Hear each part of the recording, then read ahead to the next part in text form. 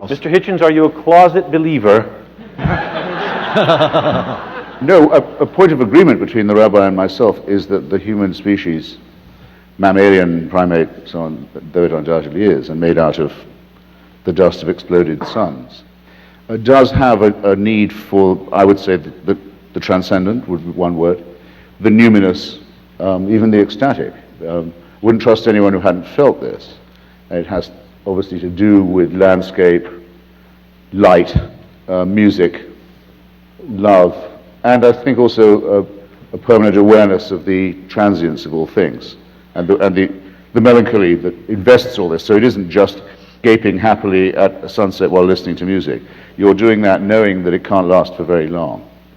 Very important part of the awareness. People who didn't have this would, I think, be beyond autistic. But there's no need for the supernatural in this at all. There is no supernatural dimension of which this gives you a share.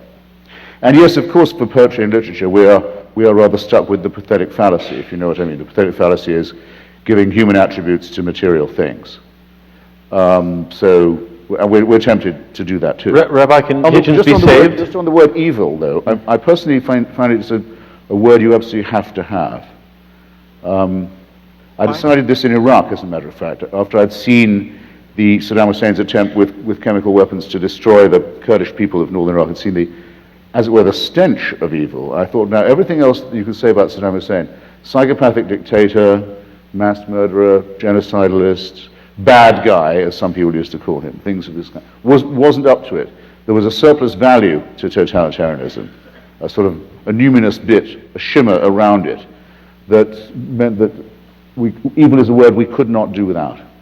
As I've said, I think that all religions are wrong in the same way, in that they privilege faith over reason, but they're not all equally bad in the same way all the time. I mean, if I'd been writing in the 1930s, I would certainly have said that the Roman Catholic Church was the most dangerous religion in the world because of its open alliance with fascism and anti-Semitism, which the damage from that our culture has never recovered from and never will.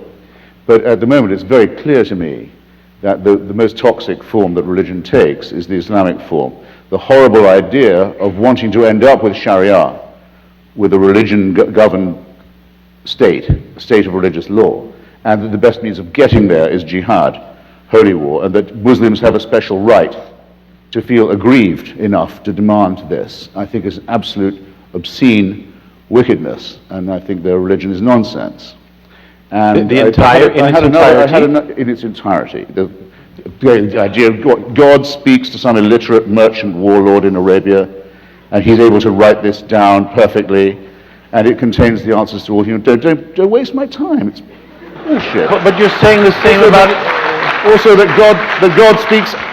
The Archangel Gabriel speaks only Arabic, it seems. I just want to say, in retrospect, you were very civil, actually. I don't know what I was thinking. This is the same characterization of all religions? Well, actually, no, because remember, Islam makes one special claim for itself. All religions claim to be revealed truth. They all are founded by divine revelation. But Islam rather dangerously says, ours is the last and final one. There can't be any more after this. This is God's last word. Now, that's straight away a temptation to violence and intolerance, and if you note, it's a temptation they seem quite willing to fall for. Rabbi, second, I had another motive, which is this. If you remember Dick Gregory, the older comrades here will, great black comedian and civil rights activist, when he came to write his memoir, he called it nigger. Right. It upset a lot of people, including his old mum, who called him and said, why are you doing this? And he says, Mama, every time you hear that word again, they're selling my book. So every Allahu Akbar reminds people that we're in a very serious struggle with a very depraved religion. And that help is available. Friend, you give no quarter? Look, he believes in the prophecy of Muhammad. I'm sorry to say, I think he's been, at best, conned. I was very struck, because this is the core question, so we might as well revisit it. I was very struck this week reading, I'm sure you saw it, the Pope's brother, Monsignor Georg Ratzinger, who runs the choir school in Regensburg. Yes. He's discovered recently there's been some unpleasantness at this school, of which he was the steward for about 20, 30 years. He said he didn't know about any of that and sure he claims not to have taken any part in it, but he said he did used to smack the boys around quite a lot. He said until Bavarian law changed and made it illegal for teachers to hit children. Right. I thought, well, I don't want to be told anymore that without religious people we wouldn't know what morality was. He didn't know this until the secular law intervened and taught him how to behave. Now, wait. What is the church, what is the whole racket of the church in this? Protecting itself from it, saying, they were all ordered, don't go near the courts, don't go near the police, we'll sort this out among ourselves. And they say they're the people who prevent us from succumbing to moral relativism. I'm not hearing it from them. I'm sorry, it's insulting to be talked to in that way. The great recent governor of this state, Mr. Romney, wants to be president. Okay, there's a constitutional issue here. Mormons are supposed to say that they're prophet, as they call their leader. His word is sovereign over anyone else's, including the Constitution of the United States. So Romney has to say, and finally people did force him to answer the question, well, do you think that about your prophet? He said, no, the Constitution takes precedence in all cases. Fine. So to the extent that he's an acceptable person, it's to the extent he's not a Mormon. The discipline of secularism is necessary to civilize these superstitions. I hope very few of you begin your day by thanking God that you're not a female or a goy.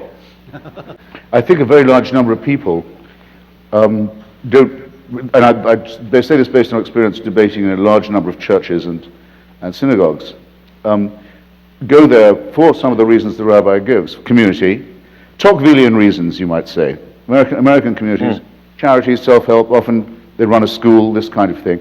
They don't really believe the holy books. They don't think they have been specially noticed by God or can expect any special favors from him. But they see, as it were, no harm in it. And there's a great deal of schism among those who do believe, an enormous amount of schism. So when people say in opinion polls that, or when you read that 90% of Americans believe in the virgin birth and in Satan and so forth, I don't believe it at all.